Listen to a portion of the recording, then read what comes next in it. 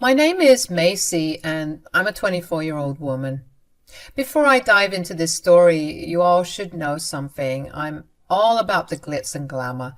I adore the finer things in life and have a flair for living it up.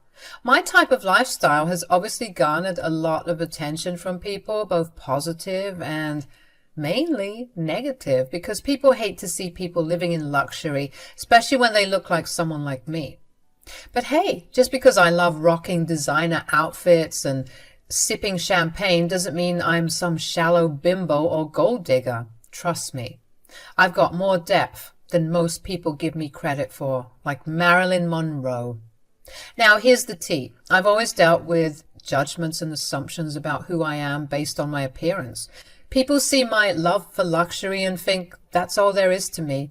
But they couldn't be more wrong. I'm smart, ambitious, and driven. I've got dreams, goals, and brains, darling.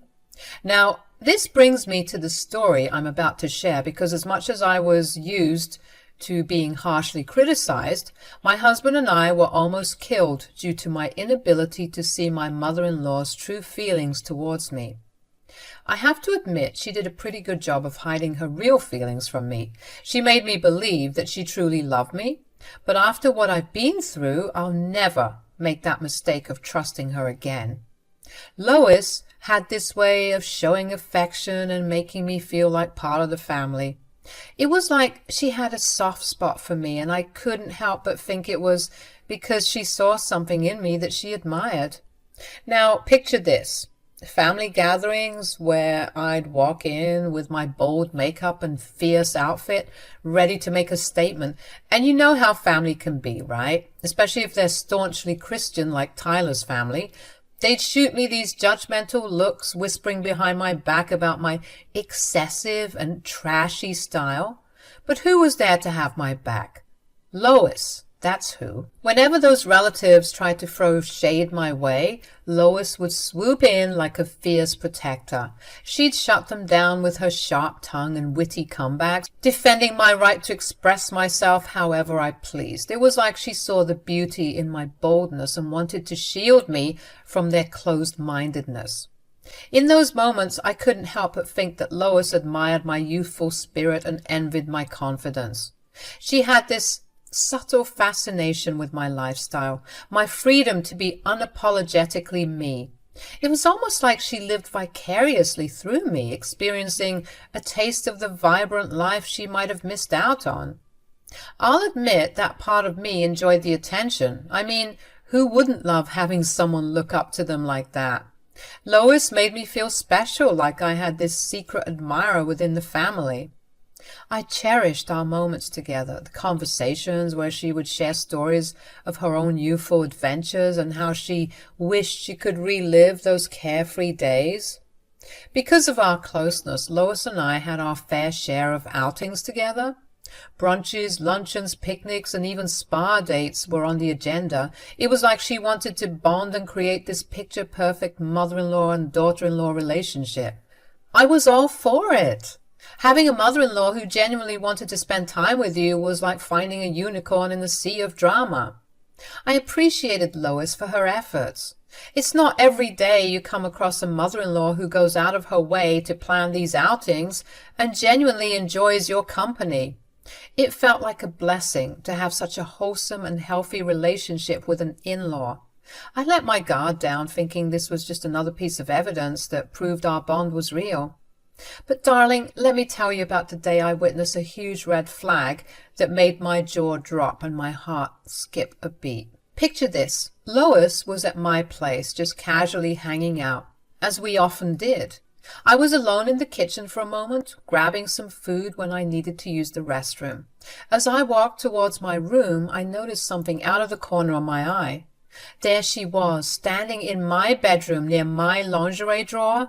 At first, I thought maybe she was just looking for something innocent, like a tissue or a notepad. But as I got closer, my eyes widened and my heart sank. I caught Lois red-handed. She was holding one of my lacy undergarments in her hands as if she was about to tuck it away somewhere. You can imagine the shock and disbelief that washed over me. My mind was racing with a million questions. Why would she do such a thing? What was her motive? I couldn't wrap my head around it. Here I was, thinking we had this beautiful bond, and now I was faced with the unsettling reality that she had invaded my privacy and was stealing my intimate belongings. Lois, what on earth are you doing with my underwear? Oh, Macy, I was just, I wanted to take a look at it. You see, my friend was planning to buy some nice underwear for her daughter-in-law, and I thought maybe I could use yours as a reference. You always have such exquisite taste. Really, Lois? That's quite an odd way to go about it. You could have simply asked me if you needed any advice or suggestions. We could have gone shopping together or looked online. But taking my underwear without permission, that's just unsettling and weird. Oh, Macy, I didn't mean to upset you. I just thought it would be easier to have something tangible to show my friend. You know how visual she is. Well, Lois, next time, just remember that communication is key. If you need help finding the right underwear, I'm more than happy to assist. But taking my personal belongings without permission is not the way to go about it. I then retrieved the underwear from Lois's shaking hands and escorted her out of the bedroom. From that moment, Lois was treating me very strangely, as if she was slightly irritated or irked with me for catching her in the act of stealing my underwear. She didn't outright say that she was upset, but as a petty and catty queen myself, I can smell shade from a mile away, and this mother-in-law was giving me all of it. She started talking about her going through my things wasn't a big deal at all, and that I was being sensitive and bratty. Lois, I can't believe you're trying to downplay this. It's not just some underwear. It's my personal belongings, and I have every right to feel uncomfortable when someone goes through my things without permission. Oh, come on, Macy. You're being overly sensitive about this. It's not a big deal. You should really grow up. Lois, it's not about being sensitive. It's about respecting boundaries and personal privacy. I thought we had a good relationship, but this behavior is making me question that. Fine. If you're going to blow this out of proportion, maybe I should just leave. I can't believe you're making such a fuss over a little misunderstanding. Before I could even stop her, she huffed and puffed her way out of my home, slamming the door behind her. Later that night, when Tyler arrived home from work, I mustered up the courage to share what happened earlier in the day. Tyler, something really strange happened today with your mom. I caught her going through my underwear drawer without permission. When I confronted her, she tried to brush it off as if it was nothing. Wait, what? That's really weird. Why would she do something like that? She said she was doing it as a favor for a friend who wanted to buy some underwear for her daughter-in-law. But it sounded like a half-baked excuse to me. It made me extremely uncomfortable. I tried to talk to her about it, but she just got defensive and left in a huff. I can't help but feel like something isn't right. I get you, babe. Maybe she's just going through some strange phase or something. Could be a sign of her growing older or becoming a bit unpredictable. I don't think so, babe. I spent a lot of time with her, and she seems fine.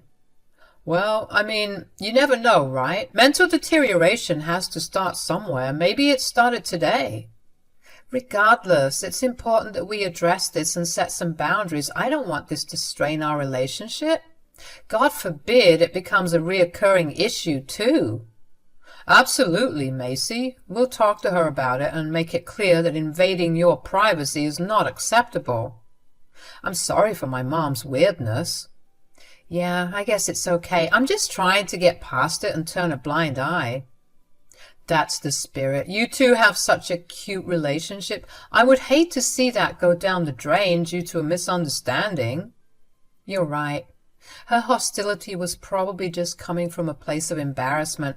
I'll talk to her tomorrow and see how she's doing. The next day, as I was going about my daily routine, my phone buzzed, indicating an incoming call. It was Lois. I answered, and her voice sounded unusually cheerful, especially with what happened the day before. Hello, Macy. I was just thinking about you, and I thought it would be lovely to have a little tea gathering at my place, just you and me. What do you say?" I was taken aback by the invitation. She acted as if the events of the day before never happened. Nevertheless, I tried to remain open-minded, thinking that maybe she wanted to have a heart-to-heart conversation or simply spend some quality time together and put what happened behind her. "Oh, Lois, that sounds lovely. I'd love to join you for tea." "Great. I'd love to spend some time with you alone." I couldn't help but feel a twinge of suspicion that Lois's statement, the way she enunciated the alone part, made me furrow my perfectly manicured brows. But I brushed it off. After all, we'd often spend our time alone, as she put it, just the two of us. When I shared the news with Tyler, he seemed optimistic about the tea gathering. "Oh, that's great news. See, you two are about to bounce back like normal." "I guess you're right." "What's the problem?" "Nothing, don't worry. Would you like to tag along?" I guess I don't see why not. Let's go." Later on in the day, Tyler and I arrived at Lois's home. We let ourselves in, as we often did, and immediately we were greeted by the delightful aroma of freshly brewed tea. It filled the air with a comforting warmth, inviting us further inside. My apprehension and awkwardness from the events of the day before was slowly being replaced with a mix of relaxation and excitement. I was ready to enjoy my afternoon and squash the whole issue, clearly seeing that Lois was extending an olive branch. As we entered the elegant living room, the sound of soft classical music filled the air. The table was adorned with a delicate lace tablecloth, and dainty china cups were carefully arranged, waiting to be filled with steaming tea. "Lois!" "Hello!" Lois emerged from the kitchen, a smile adorning her face. However, as her eyes fell upon Tyler standing beside me, her smile quickly faded, replaced by a hint of irritation. "Oh, Macy, I thought I made it clear that this was meant to be a one-on-one gathering." "Oh, come on, Mom. I just thought I'd join in on the fun. What, aren't you happy to see your favorite child?" Lois tried to hide her disappointment and voiced her disapproval. "Well, I had hoped for some quality time with my daughter-in-law, just the two of us. This wasn't the plan." "Relax, Mom. I won't sully the purity and wholesomeness of your mother-in-law-daughter-in-law relationship bonding time. I'll just have some tea and keep myself occupied with a book or something." Lois seemed hesitant, nervous even, but ultimately agreed to let Tyler stay. I found her resistance odd, but she decided to let it go for the time being. "All right, fine. But I have to brew another pot of tea. Wait here." While Lois made her way to the kitchen to do as he said, I noticed that there was already a freshly brewed pot that she had brought out for us when she came out to greet us. Tyler saw this too and made his way to pour himself a cup. "Please pour a cup for me too, babe." "Of course, milady." Hearing our conversation, Lois burst back into the living room, catching Tyler putting the cup to his lips as he was taking a sip. "Wait, Tyler!"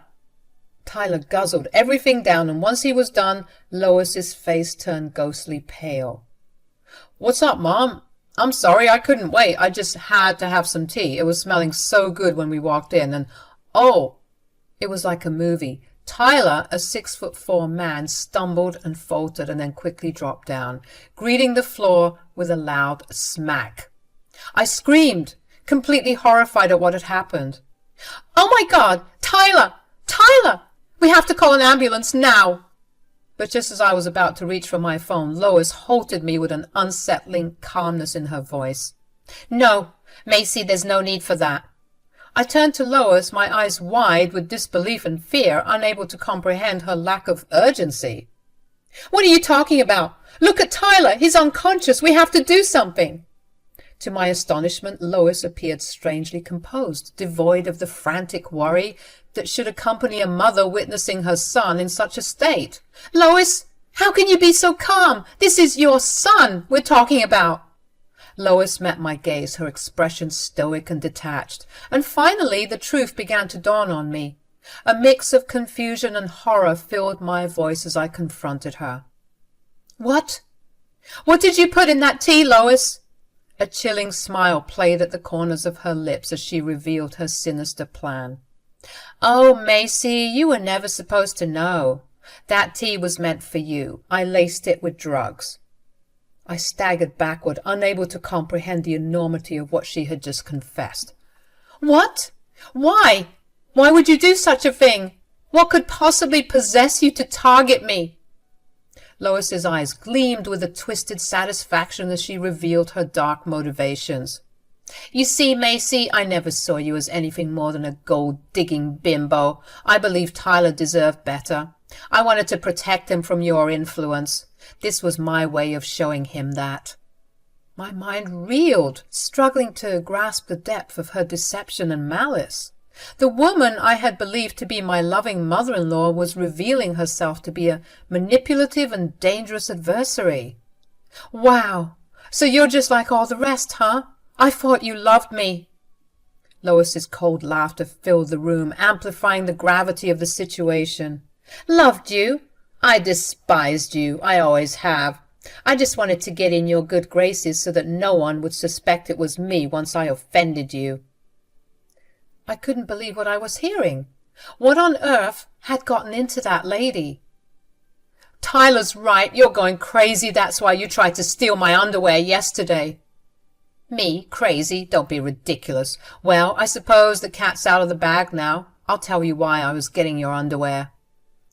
Lois's true intentions behind stealing my underwear and drugging the tea unfolded with sinister clarity. She confessed that her foray into spiritualism and black magic led her to believe that harnessing elements of youth from others would grant her eternal vitality. Stealing my intimate belongings was part of a dark ritual, an attempt to tap into the essence of my youthfulness. When her initial plan failed, she resorted to luring me to her home, drugging the tea with the intention of extracting some of my youthful energy for herself. That's why she wanted me to come alone, and that's why she was irritated to see her son, because the tea he drank was intended for me. Lois's chilling confession unveiled the sinister depths of her intentions. I struggled to process the twisted motives that drove her actions and the darkness that resided within her. "You're out of your mind, Lois. You wanted to steal my youth? Perform black magic rituals? This is pure insanity." Lois, however, responded with a disturbing laughter that sent shivers down my spine. "Oh, Macy, you don't understand. I've delved into the forbidden arts of spiritualism and black magic. I desired power and eternal youth, and your constant display of youthfulness only served to torment me. It was unjust for you to flaunt what I had lost." "This is madness, Lois. You need help. Professional help. What you're saying is beyond comprehension." But Lois's laughter continued, growing more unhinged, as if she reveled in her twisted desires. "You see, Macy, the darkness has always resided within me. You were just too blind to notice, but now it's time for you to witness the true depths of my nature." A shiver ran down my spine as I watched her face contort, her features distorting into something malevolent and sinister.